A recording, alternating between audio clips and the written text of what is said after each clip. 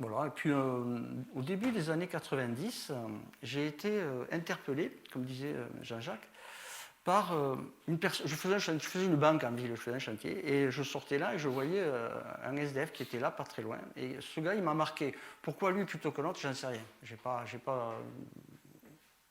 Pourquoi? Voilà. Et je me suis dit, mais quand même, pourquoi nous les chrétiens, on n'y est pas là? On devrait être là près de ces gens-là. Sauf que, bon, voilà, dans notre église, ça n'était pas trop dans les objectifs de l'église. Et puis moi, à l'intérieur de moi, j'avais une petite voix qui me disait, mais allez, vas-y, fonce, t'as qu'à faire quelque chose. Bon, j'étais, comme je dis, bien investi dans l'église, j'ai dit faire quelque chose en plus, ma vie professionnelle, ma vie familiale, ça me paraissait compliqué. Bon. Puis c'est quelque chose qui a mûri, on était donc au début des années 90, et c'est quelque chose qui a mûri pendant une dizaine d'années au fond de moi, qui a grandi. Et au fur et à mesure que les années passaient, j'étais vraiment sensibilisé à ça, et j'avais la conviction au fond de moi que le Seigneur m'appelait à ça. Mais je ne savais pas comment, je ne savais pas quand, je ne savais pas, mais il fallait que je fasse. Les années ont passé. Début 2002, il y a eu un changement pastoral dans l'église où j'étais, puis j'en ai parlé au pasteur qui arrivait, et je lui ai dit, voilà, je crois que le Seigneur a mis quelque chose sur mon cœur. Et il me dit, on va prier pour ça, et puis on va... Voilà. Quelques jours après, il vient me voir, il me dit, écoute, je vais à un séminaire pour la francophonie, pour les pasteurs et leaders chrétiens au Canada, au Québec. Il me dit, ça ne t'intéresserait pas de venir, parce qu'il allait dans un séminaire dans une église qui est très très investie dans le travail social, où ils ont multiplié l'église s'appelle Église Nouvelle Vie, ils ont multiplié des activités sociales, ils travaillent auprès des adolescents, des prostituées, ils font de l'hébergement pour les toxicomanes, ils ont la plus grosse banque alimentaire du Québec, enfin moi une très grosse organisation, et ça pouvait être inspirant. Et il y avait donc une conférence, c'était sur 2 ou 3 jours, donc on était en novembre 2002, et j'ai vraiment eu à cœur de dire oui, il faut que j'y aille. C'était vraiment pour moi, tu as quelque chose à recevoir là-bas. Donc il y avait un voyage qui était organisé, j'appelle l'organisateur, le voyage était 3 semaines après. J'appelle l'organisateur, il me dit mais il n'y a plus de place, le truc est complet, donc... je lui dis, écoutez, si jamais il y a une place qui se libère, je suis preneur. Dites-moi, je suis preneur. Quelques jours après, il m'appelle. Il me dit, bon, ben voilà, il y a une place qui s'est libérée. Est-ce que vous êtes intéressé? Je lui dis, oui, je prends. Il y avait un autre problème, c'est que je n'avais pas d'argent pour payer le voyage. On était à 15 jours du départ. Donc, je ne savais pas trop comment j'allais faire, mais je savais qu'il fallait que j'y aille. Donc, je dis, Seigneur, si tu veux, tu me vois, parce que moi, je ne sais pas. Et je reçois ma fiche de paye. Et, alors, je ne sais plus, j'avais une prime exceptionnelle, je ne sais plus trop quoi. Mais ça m'a payé le voyage à 70 centimes près. J'ai dit, bon, quand même là, Seigneur, c'est vraiment quelque chose. Donc, tout heureux, je pars là-bas et je participe à ce séminaire où il y avait des enseignements très, très puissants, très intéressants. C'était bien marqué surtout ce que l'Église doit faire au niveau des pauvres, tout ça. J'ai dit, mais c'était très bénissant, mais je savais que j'étais allé chercher quelque chose de particulier. Bon, même si ça c'était enrichissant, il y avait autre chose que le Seigneur voulait me donner, mais je ne savais pas quoi. Participer au séminaire, et là-bas j'étais logé chez un chrétien. Bon, le soir on discutait, voilà. Et puis je crois que c'était la dernière soirée qu'on passait là-bas. Et on discutait d'une chose et l'autre. Et puis je lui disais, je sais que le Seigneur m'appelle à faire du travail auprès des personnes en difficulté, mais je ne connais rien à ce milieu. Voilà, tout à l'heure, ce que disait la sœur, c'était exactement ça, quoi. C'est un domaine que il faut vraiment sortir de sa zone de confort. Je ne sais même pas où je vais, quoi. Et qu'est-ce que je dois faire? Je ne connais pas ce milieu. Et bon, on discute de ça. Bon, on parle d'autre chose. Puis un moment après, je ne sais pas, un quart d'heure, demi-heure après, il revient avec une boîte là, qui ressemblait à une boîte de sucre. Et à l'intérieur de cette boîte, il y avait des petits versets bibliques. Je sais pas, il y avait peut-être 2000 petits papiers, comme ça, tout petits. Il me dit, dessus, il y avait marqué consommer 3 fois par jour, verset effervescent, c'est bon pour le moral, je sais pas quoi, comme si c'était une boîte de médicaments, quelque part. Alors je prends un papier, comme ça, au hasard, vraiment un sur des milliers. Et je prends un papier que j'ai là. 5 minutes avant, je lui dis, enfin non, allez, on va dire 2 heures avant, je lui disais, je ne sais pas du tout, le Seigneur veut me conduire, je ne sais pas ce que je dois faire, je ne sais même pas dans quelle direction aller, je sais qu'il faut que je fasse, mais je ne sais pas comment. Et je tombe sur dans ce papier, c'est écrit, il y avait un verset de chaque côté, mais j'ai vu qu'un seul côté ce soir-là. J'ai vu le lendemain qu'il y avait un autre verset de l'autre côté. Et voilà, je tombe sur le psaume 32, verset 8. Je t'instruirai, je te montrerai la voie que tu dois suivre, je te conseillerai, j'aurai mon regard sur toi. Voilà. Et là, j'ai dit, bon, maintenant, Seigneur, ok. Je ne sais pas ce qu'il faut que je fasse, mais c'est toi qui vas faire. Voilà un petit peu pour l'histoire du début, comment le Seigneur a initié ce travail. Je reviens en France, donc, et maintenant, qu'est-ce que je fais? Et donc là, je me suis dit, bon, ben, le mieux, c'est de demander aux gens de quoi ils ont besoin. Donc, avec ma fille, là, j'ai pris un thermo de café. On est allé dans les rues de Toulouse, à la rencontre des sans-abri. S'asseoir avec eux dans la rue, leur offrir un café, discuter avec eux, voir un petit peu comment ils vivaient. Et je me suis aperçu comme ça que ben, les personnes de la rue ne mangeaient pas le dimanche. Voilà. Donc là, maintenant, je vais m'arrêter, parce que là, j'ai fait l'introduction. Et puis, il y a une petite vidéo qui va expliquer un petit peu les diverses activités. J'y reviendrai courtement après. Après, si vous voulez, à la fin, on aura plus de temps en particulier, je vais vous expliquer dans certains détails.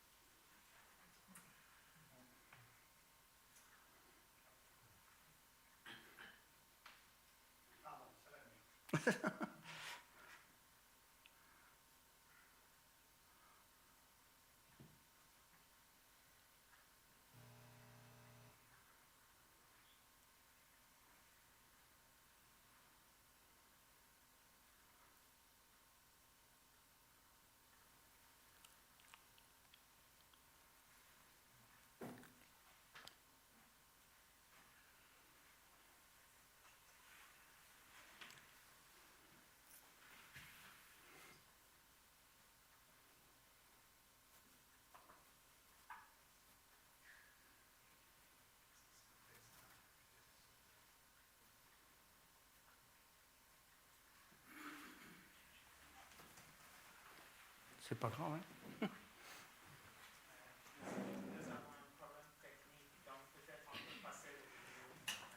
D'accord. Voilà, bon, je vais résumer un petit peu ce que vous allez voir. Enfin, je vais résumer. Donc, on a démarré les premiers repas en cuisinant chez nous dans notre cuisine, parce qu'on n'avait pas de locaux. C'est là qu'on travaillait chez nous. Voilà. Alors, j'ai partagé à l'église. J'ai dit, voilà, moi, le Seigneur m'appelle à ça. Est-ce qu'il y a quelques personnes qui sont d'accord de me suivre sur cette affaire-là, quoi? Et quelques personnes, 5, 6, 7, 10, se sont dit, ben, pourquoi pas, oui, on y va. Alors, donc, on a créé l'association le 10 juin 2003. Et on a travaillé pendant plusieurs mois sur comment on allait travailler vraiment. Et en fait, on a distribué le premier repas le 11 janvier 2004. Et donc, c'est là qu'on a eu une quinzaine de personnes qui sont venues la première fois. On s'est installé devant la gare, sur le boulevard juste de l'autre côté du canal. Là, et de manière arbitraire, je ne savais même pas qu'il fallait demander une autorisation d'utilisation du domaine public. C'était. Voilà. Et on est allé un dimanche, et puis un deuxième dimanche, puis un troisième dimanche. Et au fur et à mesure, après, donc, les personnes sont venues. On a commencé, 10, 20, 30, 50 personnes, 100 personnes. Et à la fin de l'année, on avait fait 3000 repas. Et donc, après, l'église nous a prêté des locaux. Bon, l'association s'est développée. Il y a des dons qui ont commencé à arriver. Le Seigneur a pourvu. Mais l'idée que j'ai de l'association, c'est, voilà, est-ce qu'il y a des besoins qui ne sont pas pourvus ou mal pourvus? Est-ce qu'on peut essayer d'y répondre? Donc sur le nord de Toulouse, il n'y avait pas d'épicerie sociale, et il y a des quartiers prioritaires, des quartiers avec beaucoup de pauvreté. Et puis peut-être ce serait bien de mettre une épicerie sociale sur ce quartier pour aider les gens de ce quartier. L'épicerie sociale, c'est un outil d'insertion. Les gens viennent faire des achats à très bas coût, mais derrière, il y a un accompagnement social pour les aider justement à retrouver leur autonomie. Le but, c'est pas de faire de distribuer de l'alimentaire comme ça sans but derrière. Donc, j'ai cherché avec la mairie, j'ai essayé avec la mairie, bon, ça n'a pas fonctionné. On a dit, bon, on va louer un local. On a loué un petit local, 50 mètres carrés, qui nous servait de surface de vente, de stockage, et tout petit vraiment.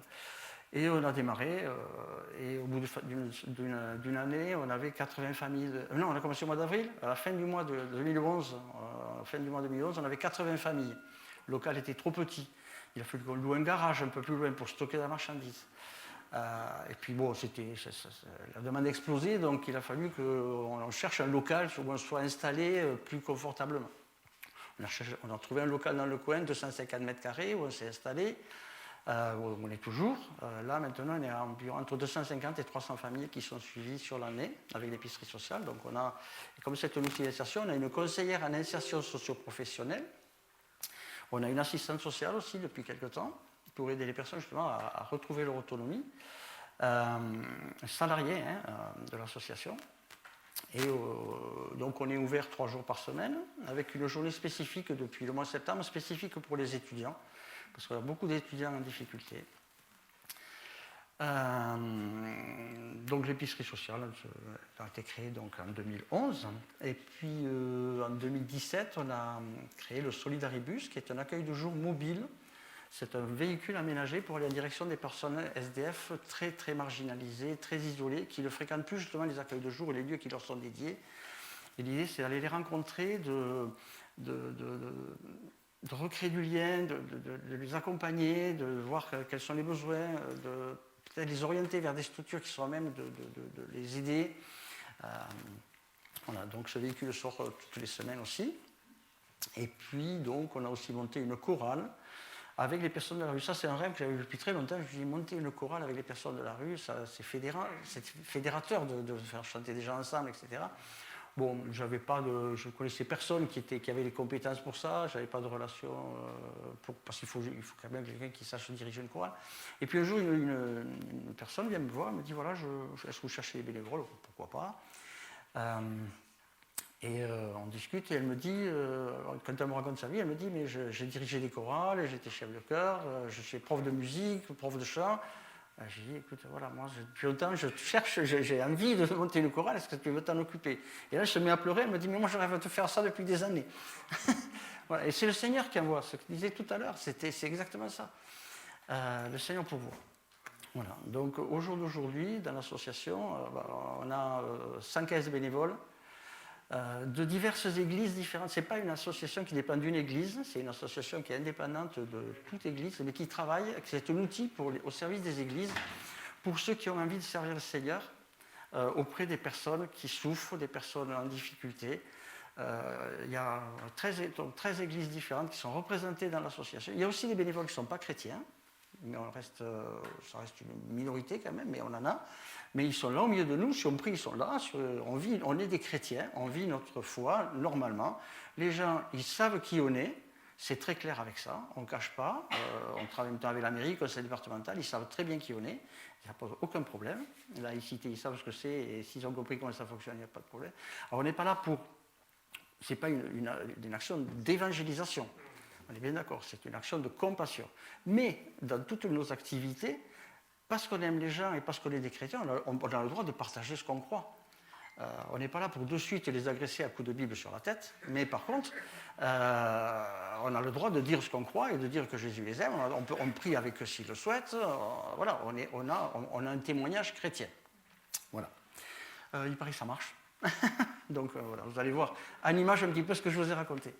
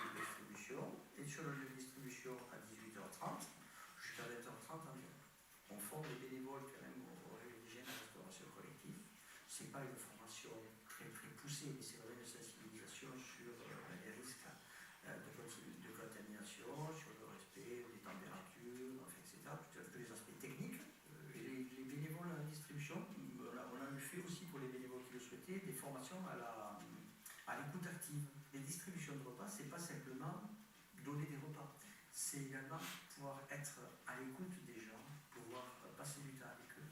Il y a des bénévoles qui sont là, qui ne sont pas forcément en train de distribuer, mais qui sont là disponibles pour passer du temps avec des gens qui ont envie de parler.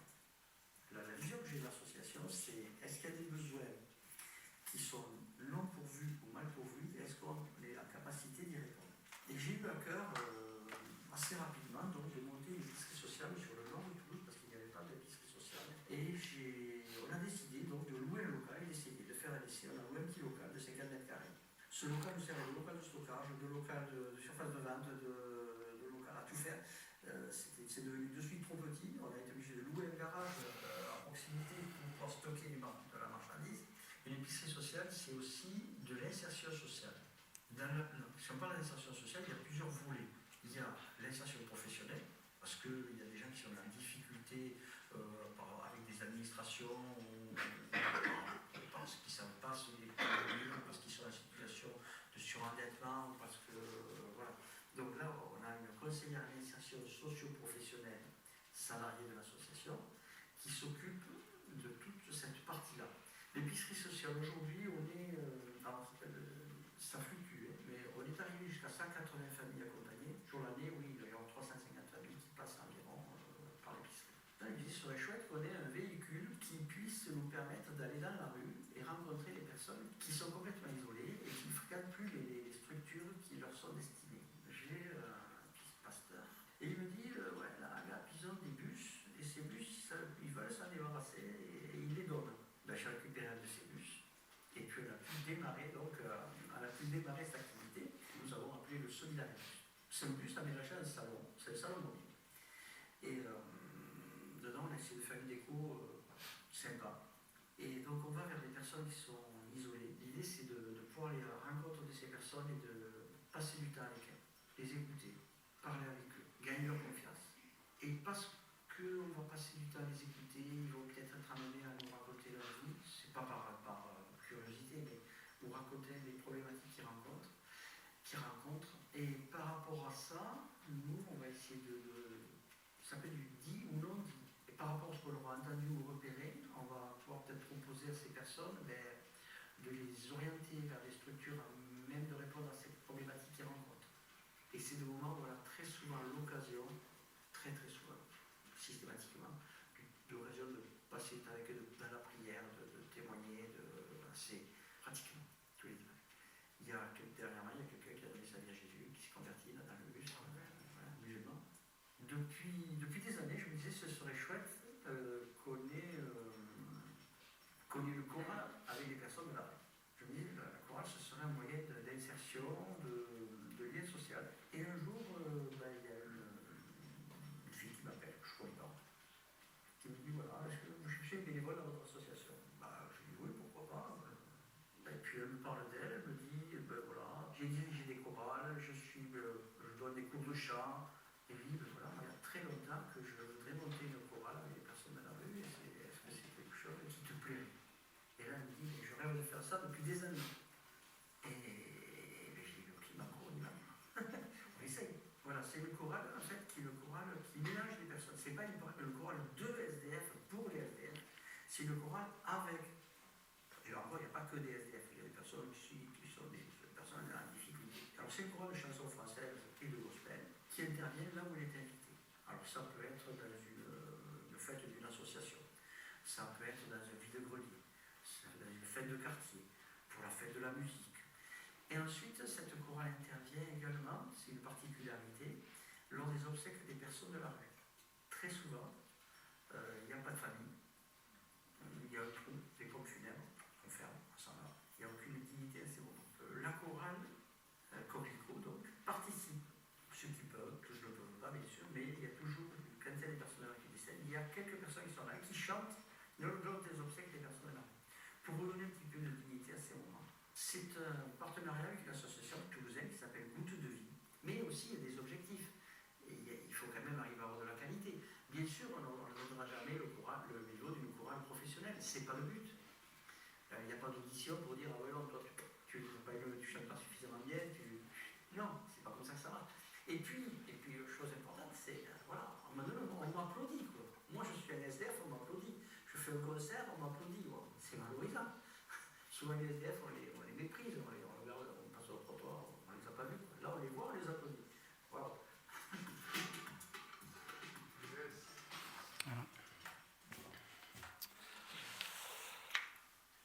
Voilà un petit peu, vous avez une vision un petit peu de ce que fait l'association. Je me tiendrai à la fin à votre disposition si vous avez besoin de plus de renseignements. Et si jamais vous aviez envie de vous engager ou que vous envisagiez, je serai prêt à répondre à toutes vos questions. Voilà, donc là, Jean-Jacques m'a demandé de partager. C'est pas trop mon domaine, moi je ne suis pas prédicateur, j'ai travaillé.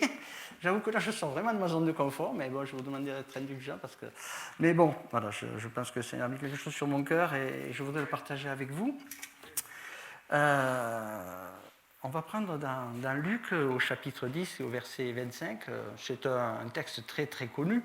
Ça va dans le sens un petit peu de ce qu'on a vu. C'est la parabole du bon samaritain.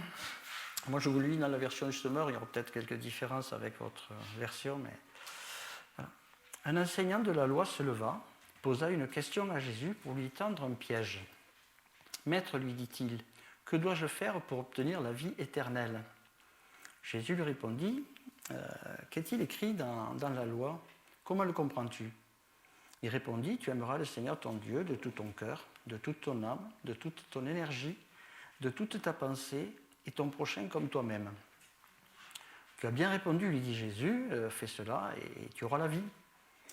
Mais l'enseignant de la loi, voulant se donner raison, reprit, oui, mais qui est donc mon prochain ? En réponse, Jésus lui dit, il y avait un homme qui descendait de Jérusalem à Jéricho.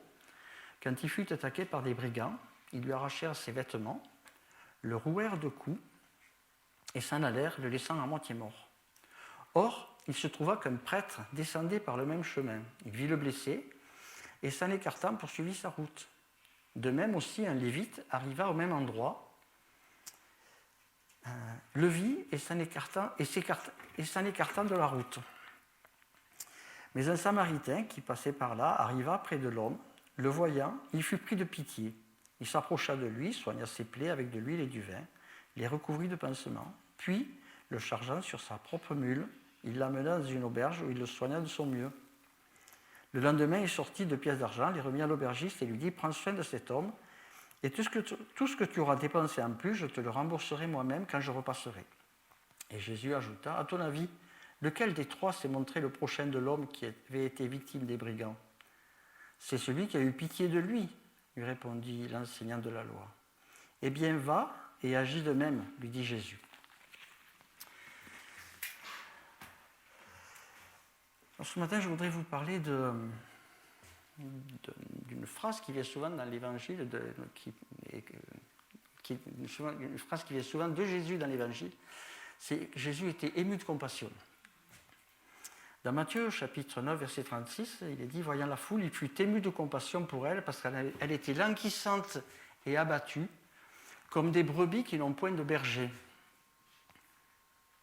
Je réfléchis un petit peu à ce que c'était que la compassion. La compassion, ce n'est pas simplement de la pitié ou de la sympathie. C'est plus que juste une émotion, même émue aux larmes. La compassion, ça implique derrière. Ça implique de la miséricorde et ça implique un désir de changer les choses. La compassion, elle nous pousse à agir. La compassion, c'est prendre conscience de la souffrance de l'autre et se sentir concerné par la souffrance de l'autre. Et c'est souhaiter que l'autre soit libéré de cette souffrance. Et c'est également agir dans ce sens. Et Jésus nous a montré l'exemple d'une prise en compte des problèmes de la société dans laquelle il vivait. Il s'est senti concerné. Chaque fois que Jésus a été ému de compassion, qu'est-ce qu'il a fait ? Il aurait pu avoir un discours politique et analyser la problématique de l'occupation romaine qui prélevait des impôts qui allaient à César et amenait la misère sur le peuple. Il aurait pu débattre avec ses disciples de l'état de péché qui ont amené ces foules à la misère, à la maladie ou aux possessions démoniaques. Il aurait pu organiser des réunions de prière avec ses disciples et dire aux foules, on va prier pour vous. Il aurait pu se contenter de prêcher et enseigner au sujet du royaume de Dieu et s'en tenir au plan du salut. Jésus, il n'a pas fait ça. Il n'a pas fait une analyse sociologique ou politique. Il n'a pas fait un rapport théologique. Il n'a pas juste parlé, il n'a pas juste enseigné. Il a dit, l'Esprit du Seigneur est sur moi parce qu'il m'a oint pour annoncer une bonne nouvelle aux pauvres. Il m'a envoyé pour guérir ceux qui ont le cœur brisé, pour proclamer aux captifs la délivrance et aux aveugles le recouvrement de la vue, pour envoyer libres les opprimés et publier une année de grâce du Seigneur.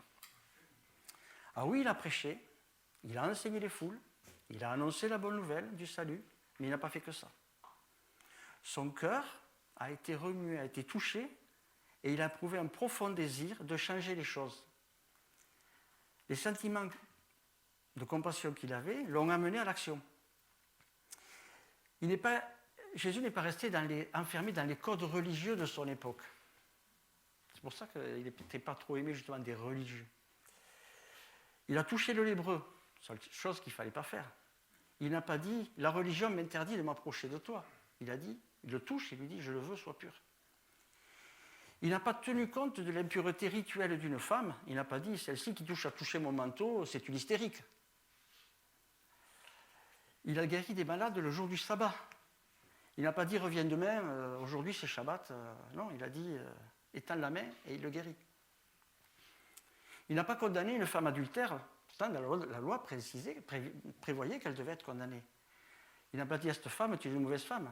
Il lui a dit « je ne te condamne pas non plus. Va et ne pêche plus ». Il n'a pas dit au centurion « c'est un occupant ». Il a guéri sa fille. Il a dit « je n'ai jamais vu de foi pareille en Israël ». Il a côtoyé les prostituées. Il n'a pas dit « voilà une pécheresse, une prostituée, une fille de mauvaise vie qui est dans le vice ». Il la réhabilite aux yeux de tous, il dit « laissez-la tranquille, c'est une bonne œuvre qu'elle vient d'accomplir à mon égard. Les pauvres, vous en aurez tout le temps avec vous ». Il a mangé avec les publicains. Il n'a pas dit « cet homme n'est qu'un fonctionnaire véreux qui s'enrichit en collaborant avec l'occupant ». Il s'invite à sa table et lui apporte le salut.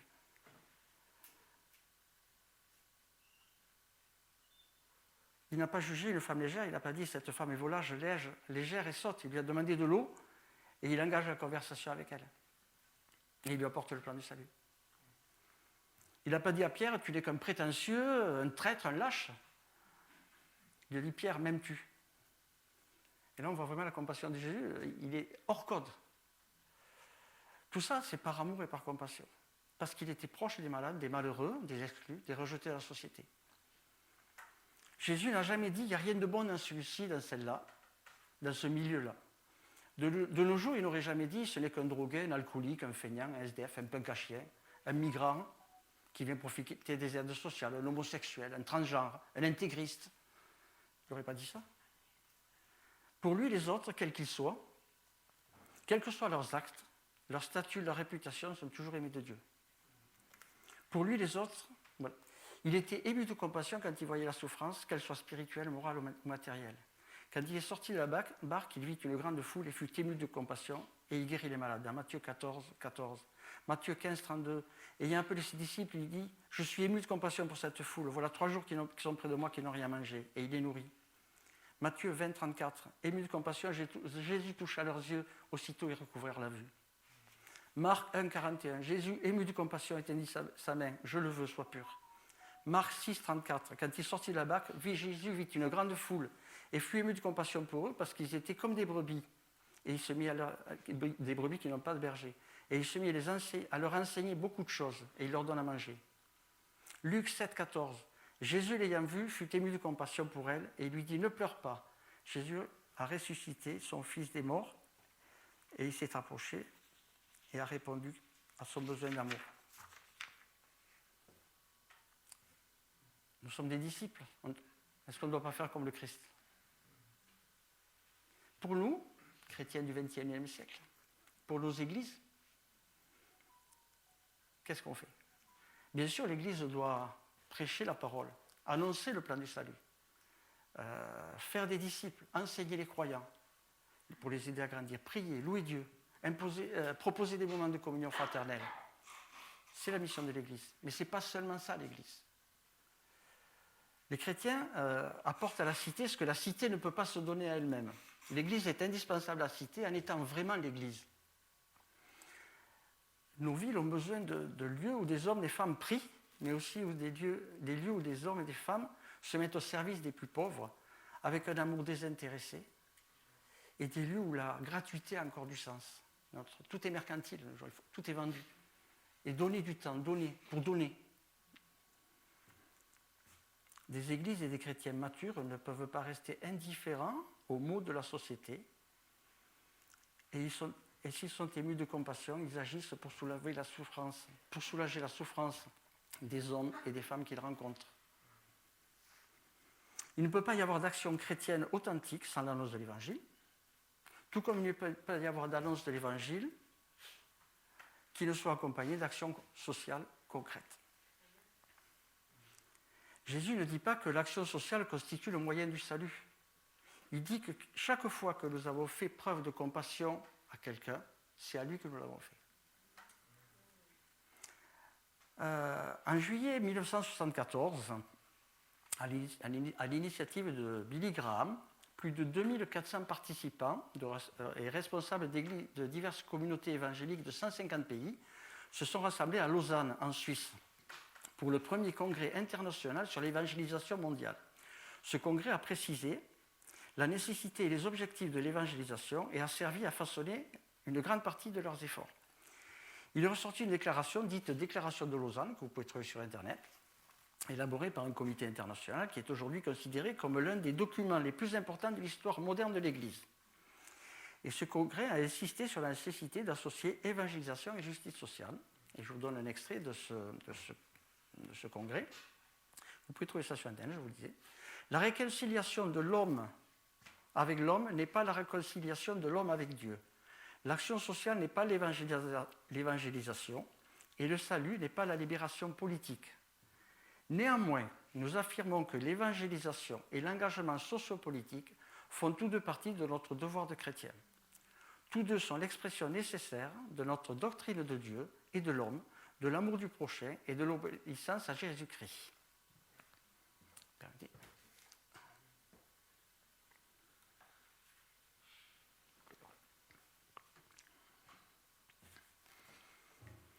La compassion jette un pont entre nous et les personnes.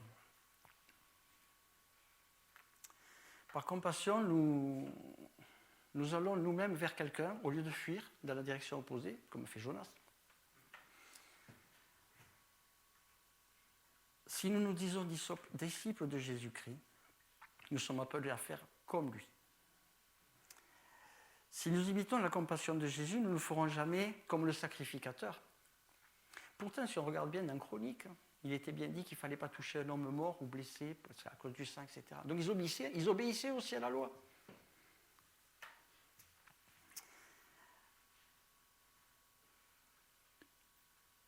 L'histoire nous révèle, dans ce que nous venons de lire, c'est que la personne la moins susceptible d'agir comme le Christ, un Samaritain, est celui qui avait agi comme Jésus le demande.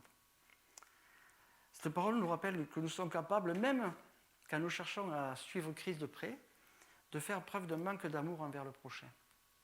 Parce que les religieux de l'époque qui sont passés, ils étaient dans leur rôle de religieux. Mais malgré ça, ils ont manqué le but. Au jour d'aujourd'hui, les médias nous abreuvent de guerres, de catastrophes, de famines, de migrants qui se noient en mer, d'agressions sexuelles, de personnes qui meurent dans les rues, de malheurs en tout genre. Et parfois, ces images nous choquent et font monter à nous une émotion passagère, une révolte. Et quelques minutes après, on nous parle de mode, de sport, et on a aussitôt oublié ce qu'on vient de voir. En fait, cette souffrance, cette émotion que nous avons eue n'a pas engendré de compassion. Et parfois, ça peut même devenir une sorte de voyeurisme.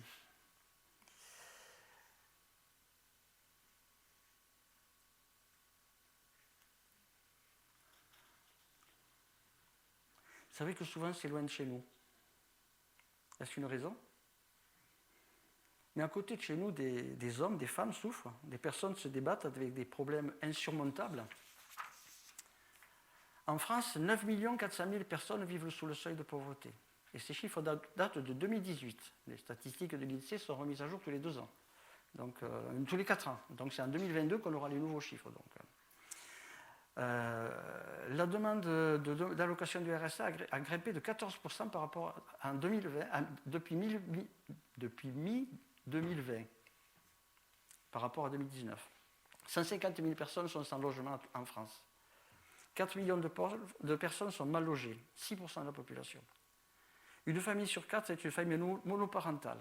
Et ces familles sont 85% des femmes qui élèvent seules presque 3 millions d'enfants. En 2018, 41% des enfants mineurs vivant en famille monoparentale vivaient sous le seuil de pauvreté. Ces femmes n'arrivent pas à nourrir correctement leurs enfants et à l'épicerie sociale, on en a beaucoup. On estime à 213 000 le nombre de femmes et de 18 à 75 ans victimes de violences conjugales. Et un enfant sur 5 est victime d'abus sexuels chaque année. Près de nous, à Toulouse, 4 500 personnes sont SDF, donc 2 500 sont logés dans des hôtels minables dans lesquels ils ne peuvent même pas cuisiner. Des dizaines de jeunes sont livrés à eux-mêmes parce qu'ils étaient dans des familles dysfonctionnelles, qu'ils ont été placés dans les foyers de l'aide sociale à l'enfance et qu'à 18 ans, on leur a dit « Bon, maintenant, tu as 18 ans, tu te débrouilles. » Ils ne sont pas construits, voilà. C'est en train de changer, mais bon, ce n'est pas encore en place. Des demandeurs d'asile qui ont fui les guerres, les persécutions, les misères, dorment avec des enfants dans des tentes sur les trottoirs à Toulouse, au bord du périph', vous pouvez les voir quand vous passez.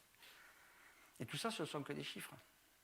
L'abbé Pierre a dit « les hommes politiques ne connaissent la misère que par les statistiques. On ne pleure pas devant des chiffres. Mais nous, chrétiens, enfants de Dieu, sauvés par grâce, que faisons-nous? Est-ce qu'on se sent concernés par ces situations? Est-ce que nous sommes émus de compassion? Ou bien est-ce que c'est une succession de chiffres anonymes?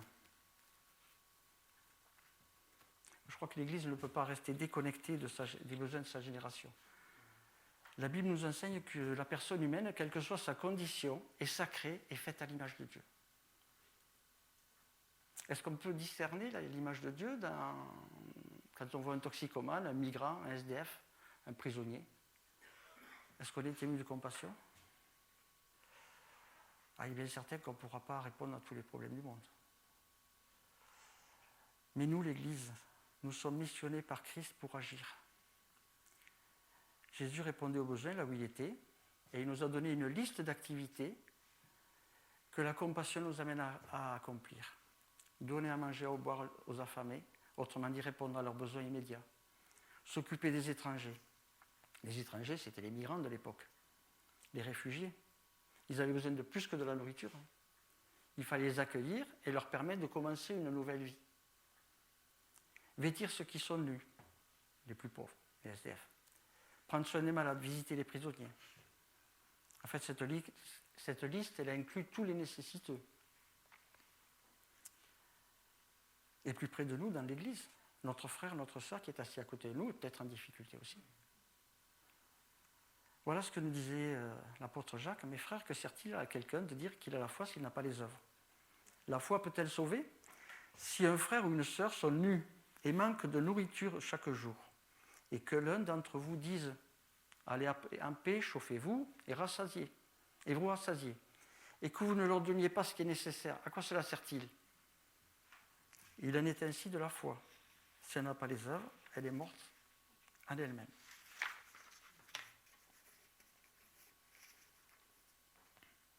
Parfois, nous avons peut-être dit ça ne me regarde pas, je ne veux pas m'impliquer. Nous pensions peut-être avoir une bonne raison. Sans doute n'était-ce pas le bon moment, mais au final, nous n'avons pas répondu aux besoins.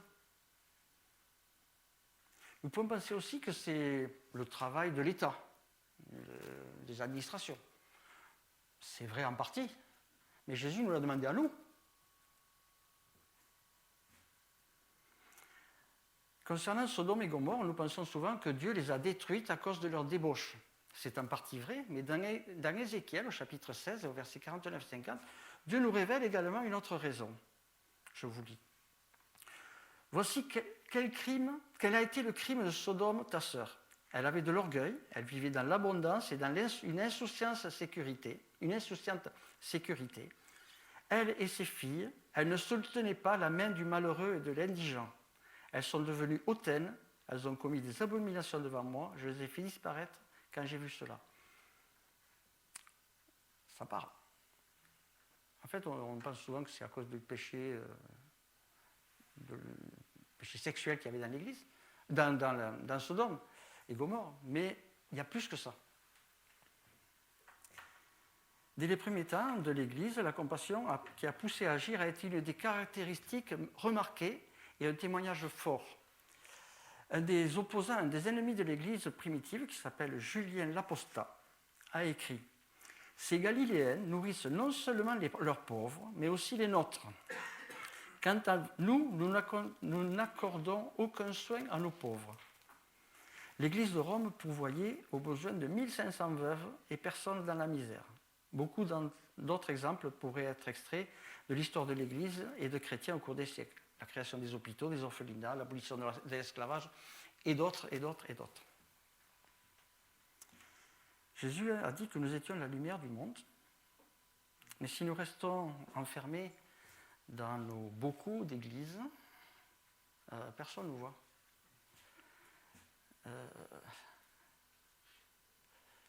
Que votre lumière brille devant les hommes afin qu'ils voient votre belle manière d'agir et qu'ainsi ils célèbrent la gloire de Dieu votre Père. Ayez une bonne conduite au milieu des non-croyants afin que là même où ils vous calomnient, comme si vous fassiez le mal, ils remarquent votre belle manière d'agir et rendent gloire à Dieu. Ce n'est pas pour nous la gloire. C'est pas pour nous. C'est pour lui. Parce que ce qu'on fait, moi je suis un simple chrétien, je suis pas. Mais le Seigneur après a pourvu. Notre témoignage de chrétien aura du poids si nous mettons en pratique la parole de Dieu de manière désintéressée, concrète, visible, et avec un cœur rempli d'amour pour le prochain.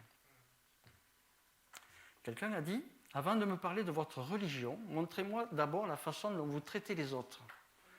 Avant de me dire combien vous aimez votre Dieu, montrez-moi à quel point vous aimez ses enfants. Et avant de me prêcher votre passion pour votre foi, enseignez-moi par votre compassion pour vos voisins. Finalement, je suis moins intéressé par ce que vous avez à dire ou vendre que je ne le suis par la façon dont vous choisissez de vivre et de donner. Alors c'est sûr, il y a un prix à payer. Si on veut vraiment se consacrer au Seigneur et le servir avec compassion, il y a un prix à payer. Le Samaritain, il a payé le prix. Il passait là, il avait certainement des occupations. Pourtant, il s'est arrêté, il a pris le temps de soigner. Il a payé parce qu'il a pris de l'huile, du vin, il a pansé les plaies, donc il a pris sur ce qu'il avait sur lui. Il a pris son âne, il a mis l'homme sur l'âne, il est allé jusqu'à l'auberge. Et là, il a à nouveau pris soin de lui. Il a payé. Et puis il dit, bon, mais si ça te coûte encore, je payerai encore. C'est un coût, il y a un coût. C'est de l'effort, c'est du temps, c'est de l'argent, c'est de la disponibilité, c'est de la patience, c'est de la persévérance. C'est parfois difficile. C'est parfois ingrat. C'est beaucoup d'investissement, avec parfois peu de résultats. Mais Dieu ne nous a jamais dit que ce serait facile de servir. Par contre, il nous a dit qu'il serait tout le temps avec nous. Et Mère Teresa a dit, nous ne sommes pas appelés à réussir, mais à être fidèles. Puissions-nous apprendre comme Christ à aller vers les gens avec une compassion qui vient du cœur de Dieu. Que le Seigneur vous bénisse. Je vais prier. Seigneur, je te prie vraiment pour que tu remplisses nos cœurs de ta compassion. Tu as toutes ces souffrances, Seigneur, qui sont autour de nous, dans ce monde. Et Seigneur, nous sommes tellement démunis parfois. Et Seigneur, toi, tu as les ressources. Tu es celui qui est fidèle. Et puis tu veux nous amener, Seigneur, à servir notre génération. Avec désintérêt, Seigneur, simplement par amour. Tu nous as fait tellement grâce, Seigneur Jésus. Et Seigneur, apprends-nous à ne pas juger l'autre, Seigneur, avec ce que nos yeux voient, mais à voir que ces hommes, ces femmes qui nous entourent, qui souffrent, sont tes créatures, et Seigneur, que tu les aimes, que tu veux leur bonheur, comme tu veux le nôtre. Seigneur, la seule différence entre eux et nous, c'est que nous on est sauvés, eux non. Seigneur, vraiment, remplis-nous de ton amour. Au nom de Jésus.